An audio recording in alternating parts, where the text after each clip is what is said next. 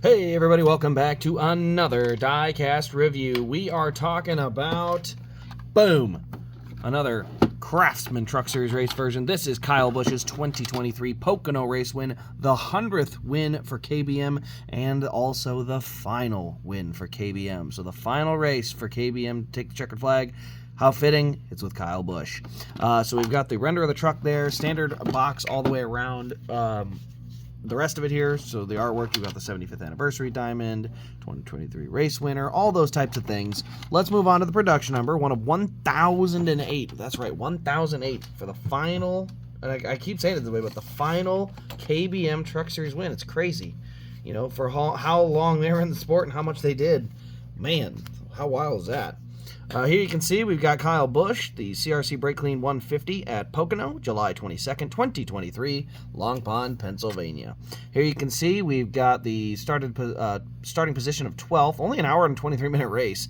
Led 7 laps and won by 0.6 seconds. Also does come with the race win sticker for the Craftsman Truck Series, the red with the 75th anniversary diamond. Really looking forward to getting the Brett Moffitt truck from last year. Super thrilled about that. Cannot wait for that to come in. But it also does come with a second decal, the 100 wins for KBM. Very fitting. Kind of a neat thing to have the 100 wins right there, along with, of course, the truck that won the 100 wins, and it's the last one for KBM, so kind of neat. So very similar to the Las Vegas win. The paint scheme is about the exact same. We've got Zara's Transport. You can see we got our number 51. Now, this is Pocono. And unfortunately, if you guys know anything about Pocono, the race wins tend to be very, very boring. There's no confetti at Pocono, and there's very little race damage, typically, because it's such a fast track. So you do see we got Craftsman here. We got some windshield banner tear-offs. You can see we got the race camera there for the onboard. But you get to the nose of the truck, a little bit of tape, a little bit of dirt, not much. You go to the right side, you got half a donut mark there, so you do have at least a little contact that took place somewhere in the race, but otherwise, a little mark on the wheel, on the tire there, and that's about it. So I was mentioning about it with the Chris Buescher win from Michigan, very similar situation. Michigan wins never have damage. Pocono ones are typically very, very similar.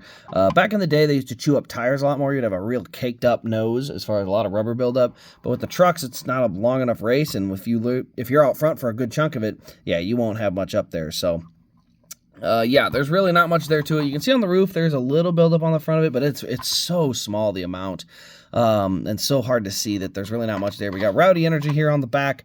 There's that Zara's Transport again. And yeah, no more race detail. Like I said, there was not much to this one. If you were talking about wanting this paint scheme, but you don't like all the race detail, this is the closest you're going to be able to get. You still get the race detail on the rims and tires and banners and stuff like that, but as far as like actual race damage, almost none. Like I said, there's a half a donut on the right hand side over on the door, and that's it. That's all you get. The only other thing I'm noticing is there's a little gray spot here.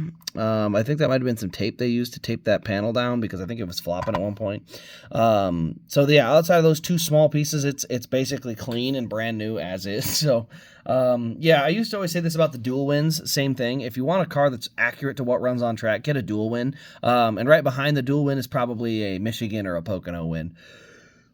Indy would be another one, but it's a little longer race. But yeah, that's pretty much all I would say with these. Like I said, it's very clean. There's not a lot of detail to it. But again, the significance of the race is probably the bigger draw than than the actual race damage itself. So anyway, guys, that'll pretty much wrap up this diecast review. You can find it at rasdiecast.com, so go ahead and visit over there. Use the promo code RACECRAZE at checkout to get yourself 10% off this and many, many other race win diecasts and pins available there.